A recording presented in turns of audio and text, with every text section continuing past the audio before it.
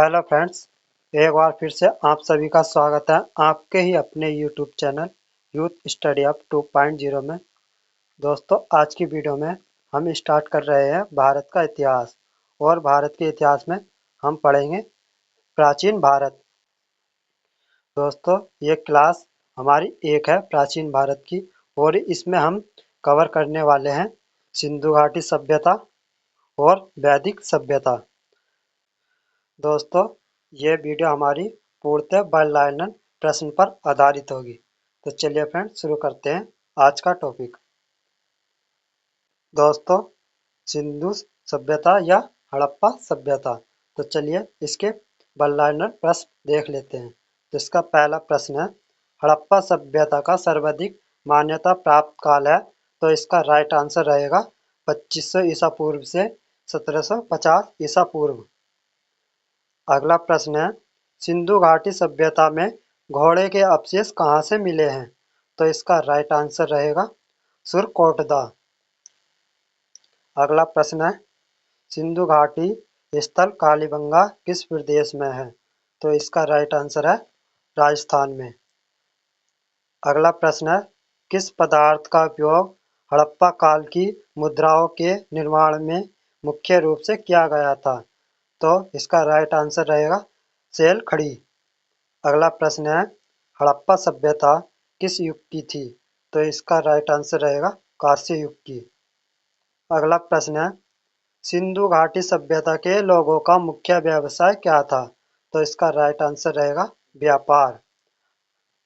अगला प्रश्न है, हड़प्पा सभ्यता के निवासी थे? तो ये थे शहरी। इसका राइट आंसर रहेगा शहरी। अगला प्रश्न है, सिंधु सभ्यता के घर किससे बने थे? तो दोस्तों, सिंधु सभ्यता के घर जो बने थे ये ईंटों से बने थे। अगला प्रश्न है, हड़प्पावासी किस वस्तु के उत्पादन में सर्वप्रथम थे? इसका राइट आंसर रहेगा कपास में। अगला प्रश्न है, हड़प्पा सभ्यता का सर्वप्रथम खोजकर्ता कौन था? तो इसका राइट आंसर रहेगा दयाराम साहनी। अगला प्रश्न है, सिंधु सभ्यता का पतन नगर बंदरगाह कौन सा था? इसका राइट आंसर है लोथल। अगला प्रश्न है, पैमानों की खोज ने यह सिद्ध कर दिया कि सिंधु घाटी के लोग माप और तौल से परिचित थे। यह खोज कहाँ पर हुई है? इसका राइट आंसर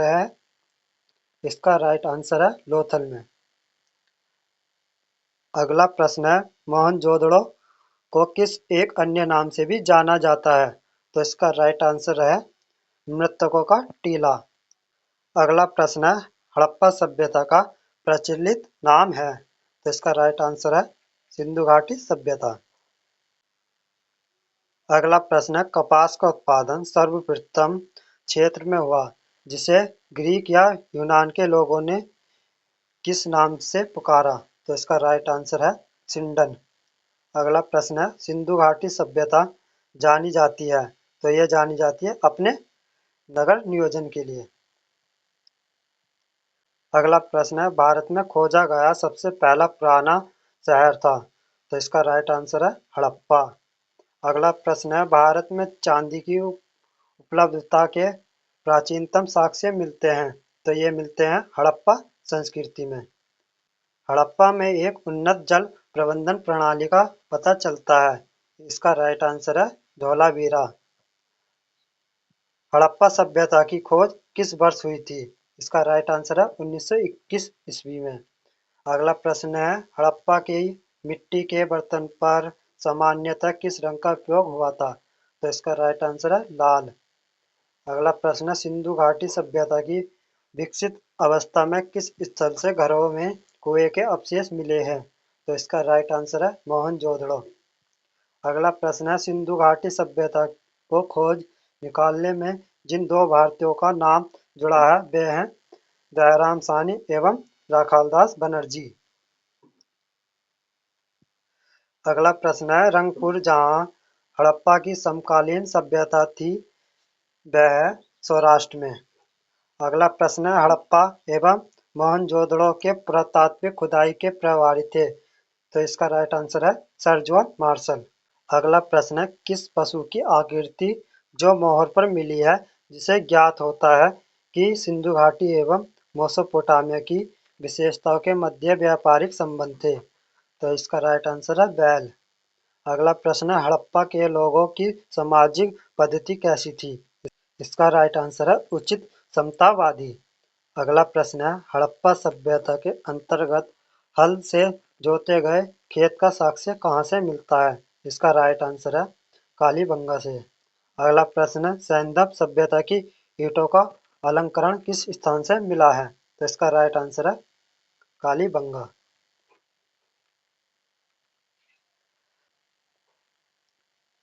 अगला प्रश्न है, मोहनजोदड़ो कहाँ स्थित है? इसका राइट आंसर है सिंध।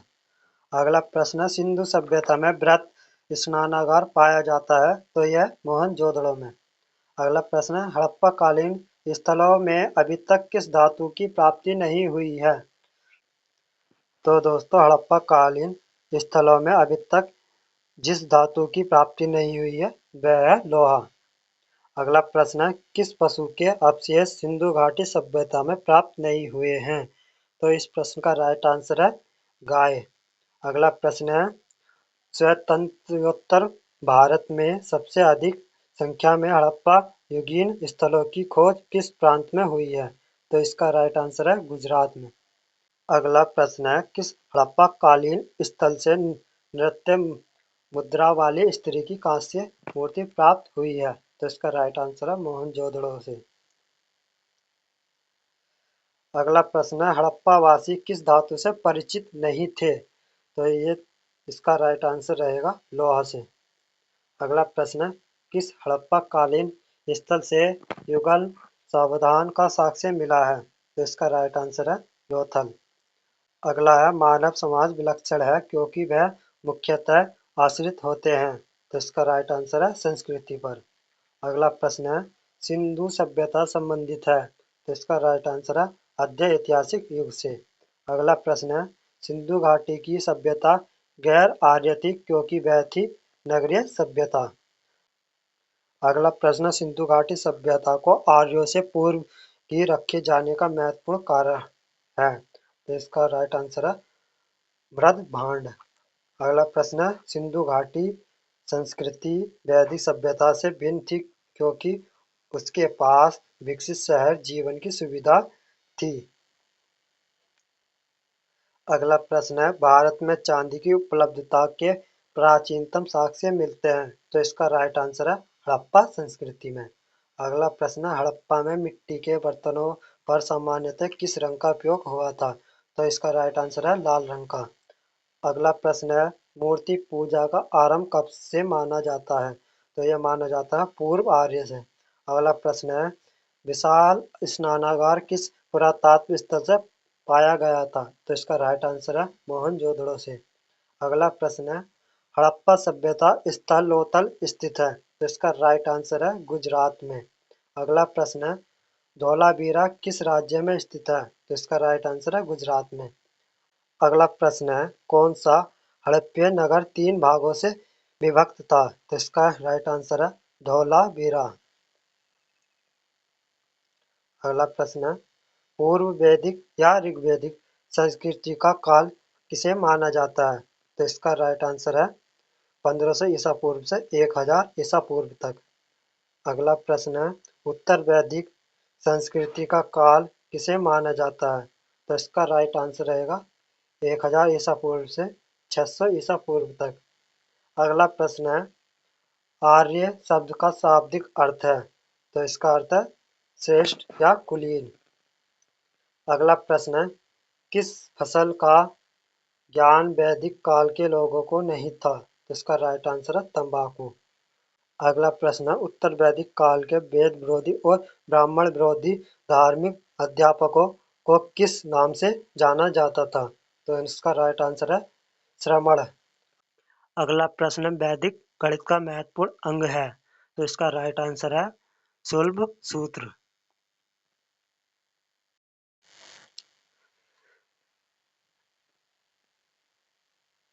अगला प्रश्न है, किस वेद में प्राचीन वैदिक युग की संस्कृति के बारे में सूचना दी गई है?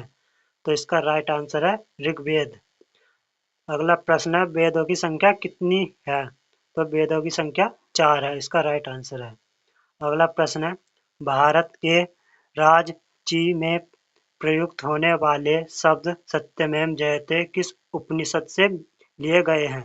तो इसका राइट आंसर है मुंडक उपनिषद से। अगला प्रश्न है, ऋग्वैदिक आर्यों का मुख्य व्यवसाय क्या था? इसका राइट आंसर है पशुपालन। अगला प्रश्न है, भारतीय संगीत का आदित्य ग्रंथ कहा जाता है? तो इसका राइट आंसर है सामवेद को। दोस्तों अब देखेंगे हम प्रमुख दर्शन और उनके प्रवर्तक। तो देखिए, ये दर्शन है, इधर है प्रवर्तक। दर्शन है हमारा सांख्य और इसके प्रवर्तक हैं कपिल। दर्शन में देखेंगे अब न्याय, तो न्याय के प्रवर्तक है गौतम। दर्शन में चारवाक और इसके प्रवर्तक है चारवाक।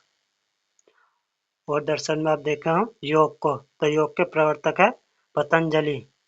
दर्शन में हम देखेंगे पूर्व मीमांसा और इसके प्रवर्तक है जैमिनी। दर्शन में हम देखेंगे उत्तर मीमांसा, तो इसके प्रवर्तक हैं बादरायण। अगला हम देखेंगे दर्शन में वैशेषिक और इसके प्रवर्तक है कणाद।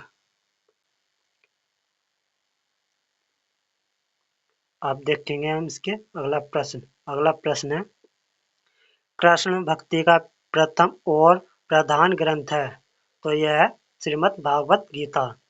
अगला प्रश्न है, ऋग्वेद में संपत्ति का प्रमुख रूप क्या है? तो इसका राइट आंसर है गोधन। अगला प्रश्न है, ऋग्वेद के किस मंडल में शूद्र का उल्लेख पहली बार मिलता है? तो इसका राइट आंसर है 10वें मंडल है। अगला प्रश्न है, वेदों की ऋचाओं को पढ़ने वाले ऋषि को क्या कहते हैं? तो इसको कहते हैं होत्र। अगला प्रश्न है, ऋग्वेद का संबंध किससे है? तो इसका राइट आंसर है ईश्वर महिमा से। अगला प्रश्न है, ऋग्वेद में कुल मंडल हैं? तो दोस्तों ऋग्वेद में मंडल है 10 मंडल। और ऋग्वेद में कुल सूक्तियां हैं 1028 सूक्तियां हैं। और ऋग्वेद में कुल ऋचाएं हैं, तो ऋग्वेद में जो ऋचाएं हैं वे हैं 10,580। ऋग्वेद में इंद्र के लिए ऋचाएं हैं, तो इंद्र के लिए ऋचाएं हैं ऋग्वेद में 250। अगला है, ऋग्वेद में अग्नि के लिए ऋचाएं हैं, तो अग्नि के लिए ऋचाएं हैं 200। अगला प्रश्न है, सबसे पुराना वेद कौन सा है? तो इसका राइट आंसर है ऋग्वेद।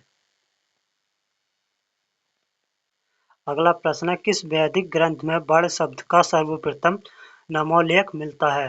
तो इसका राइट आंसर है ऋग्वेद में। अगला प्रश्न है, भारत का सबसे प्राचीन धर्म ग्रंथ कौन सा है? तो इसका राइट आंसर है वेद। अगला प्रश्न है, अर्थव का अर्थ क्या है? तो इसका अर्थ है पवित्र जादू। अगला प्रश्न है, पूर्व मीमांसा दर्शन के प्रतिपादक कौन है? तो इसके हैं जैमिनी। अगला प्रश्न है, सबसे प्राचीन पुराण कौन सा है? तो इसका राइट आंसर है मत्स्य पुराण। अगला प्रश्न है, ब्राह्मण ग्रंथ में सबसे प्राचीन ग्रंथ कौन सा है? तो इसका राइट आंसर है शतपथ ब्राह्मण। अगला प्रश्न है, वर्ण व्यवस्था से संबंधित पुरुष सूक्त मूलतः पाया जाता है? इसका राइट आंसर है ऋग्वेद में। अगला प्रश्न है, गोपद ब्राह्मण संबंधित है? तो यह है अर्थवेद से। अगला प्रश्न है, उपनिषदों का मुख्य विषय है? इसका राइट आंसर है दर्शन। अगला प्रश्न है, नचिकेता आख्यान का उल्लेख मिलता है? इसका राइट आंसर है कठोपनिषद में। अगला प्रश्न है, पुराणों की संख्या कितनी है? तो इसका राइट आंसर है 18। अगला प्रश्न है, वैदिक धर्म का मुख्य लक्षण किसकी उपासना से था? इसका राइट आंसर है प्रकृति। अगला प्रश्न है, किस देवता के लिए ऋग्वेद में पुरंदर शब्द का उपयोग हुआ? तो इसका राइट आंसर है इंद्र। अगला प्रश्न है, शुल्ब सूत्र किस विषय से संबंधित पुस्तक है? तो इसका राइट आंसर है जैमिति। अगला प्रश्न है, अस्तोमा सदगम्य कहाँ से लिया गया है? तो इसका राइट आंसर है ऋग्वेद से लिया गया।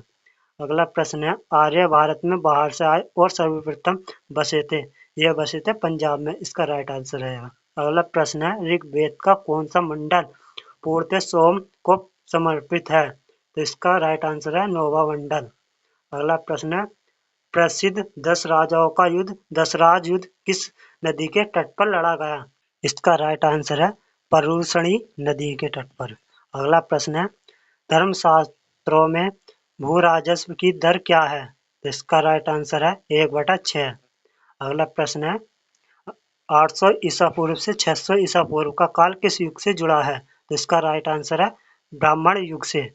अगला प्रश्न है आरंभिक वैदिक साहित्य में सर्वाधिक वर्णित नदी है? तो इसका राइट आंसर है सिंधु नदी।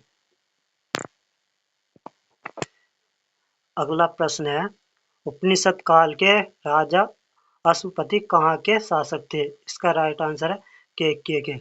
अगला प्रश्न है अध्यात्मक ज्ञान के विषय में नचिकेता और यम का संवाद किस उपनिषद में प्राप्त होता है? इसका राइट आंसर है कठोर उपनिषद में।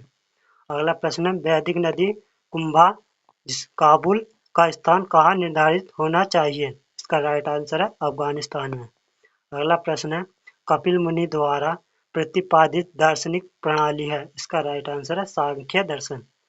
अगला प्रश्न है भारत के किस स्थल की खुदाई से लोहा धातु के प्रचलन की प्राचीनतम प्रमाण मिले हैं? इसका राइट आंसर है अंतरजी खेड़ा। अगला प्रश्न है किस काल में अछूत की अवधारणा स्पष्ट रूप से उदित हुई है? तो इसका राइट आंसर है धर्मशास्त्र के काल में। अगला प्रश्न है गायत्री मंत्र देवी सावित्री को संबोधित किस पुस्तक में मिलता है? तो इसका राइट आंसर है ऋग्वेद में। अगला प्रश्न है न्याय दर्शन को प्रचारित किया था? इसका राइट आंसर है गौतम ने। अगला प्रश्न है प्राचीन भारत में निष्क से जाने जाते थे? तो इसका राइट आंसर है स्वर्ण आभूषण। अगला प्रश्न है योग दर्शन के प्रतिपादक हैं? इसका राइट आंसर है पतंजलि। अगला प्रश्न है उपनिषद पुस्तक है? तो इसका राइट आंसर है दर्शन पर। अगला प्रश्न है पूर्व वैदिक आर्यों का धर्म मुख्यतः था? इसका राइट आंसर है प्राकृतिक पूजा और यज्ञ। अगला प्रश्न है चरक संहिता नामक पुस्तक किस विषय से संबंधित है? तो इसका राइट आंसर है चिकित्सा। अगला प्रश्न है यज्ञ संबंधित विधि विधानों का पता चलता है? इसका राइट आंसर है यजुर्वेद से। अगला प्रश्न है वैदिक युगीन सभा क्या थी? इसका राइट आंसर है मंत्री परिषद। अगला प्रश्न है वैदिक युग में प्रचलित लोकप्रिय शासन प्रणाली थी? तो इसका राइट आंसर है गणतंत्र। अगला प्रश्न है सबसे प्राचीन वेद कौन सा है? इसका राइट आंसर रहेगा ऋग्वेद। अगला प्रश्न है कौन भारतीय दर्शन की आरंभिक विचारधारा है? तो इसका राइट आंसर है सांख्य। अगला प्रश्न है सांख्य योग न्याय वैशेषिक मीमांसा एवं वेदांत इन 6 भिन्न भारतीय दर्शनों की स्पष्ट रूप से अभिव्यक्ति हुई है? तो इसका राइट आंसर है वैदिक युग में। अगला प्रश्न है वह दस्तकारी कौन सी है जो आर्य द्वारा व्यवहार में नहीं लाई गई थी? इसका राइट आंसर है लुहार। अगला प्रश्न है प्राचीनतम व्याकरण अष्टध्यायी के रचनाकार हैं? तो इसका राइट आंसर है पाणिनि। अगला प्रश्न है कौन सी स्मृति प्राचीनतम है? तो यह है मनुस्मृति। अगला प्रश्न आदि काव्य की संज्ञा किसे दी जाती है? तो इसका राइट आंसर है रामायण। अगला प्रश्न प्राचीनतम पुराण है? इसका राइट आंसर है मृत्स्य पुराण। अगला प्रश्न है ऋग्वेद में सबसे पवित्र नदी किसे माना जाता है? इसका राइट आंसर है सरस्वती नदी को। अगला प्रश्न है वैदिक समाज की आधारभूत इकाई थी? तो इसका राइट आंसर है काल कुटुंब। अगला प्रश्न वैदिक युग की प्राचीनतम संस्था कौन सी थी? इसका राइट आंसर है विदत। अगला प्रश्न है ब्राह्मण ग्रंथों में सर्वाधिक प्राचीन कौन है? तो इसका राइट आंसर है शतपथ ब्राह्मण। अगला प्रश्न है गोत्र व्यवस्था प्रचलन में कब आई? तो इसका राइट आंसर है उत्तर वैदिक काल में।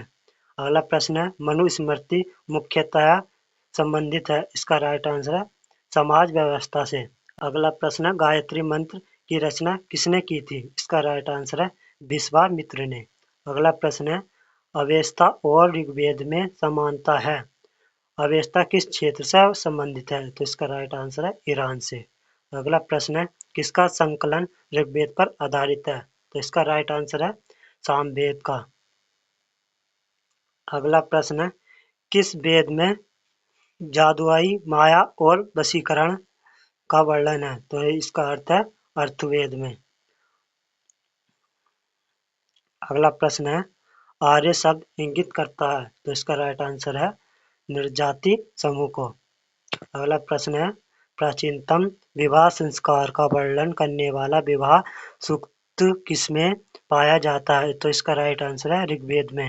अगला प्रश्न है ऋग्वेद में अगण्य बद्ध योग्य नहीं है शब्द का उपयोग किसके लिए किया गया था, तो इसका राइट आंसर है गाय के। ऋग्वेद में किन नदियों का उल्लेख अफगानिस्तान के साथ आर्यों के संबंध का सूचक है, तो इसका राइट आंसर है कुंभा क्रमु। अगला प्रश्न आर्यों के आर्कटिक होम सिद्धांत का पक्ष किसने लिया था, तो इसका राइट आंसर है बीजी तिलक ने। अगला प्रश्न है अर्थक का अर्थ है पवित्र जादू। अगला प्रश्न है कौन सा वेद असंत गद्य रूप से रचित है, तो इसका राइट आंसर है यजुर्वेद। अगला प्रश्न है उत्तर वैदिक काल में किस देवता को सर्वोच्च स्थान प्राप्त हुआ, तो इसका राइट आंसर है प्रजापति। अगला प्रश्न है संस्कारों की कुल संख्या कितनी है, तो इसका राइट आंसर है 16। अगला प्रश्न है कर्म का सिद्धांत संबंधित है, तो इसका राइट आंसर है मीमांसा से।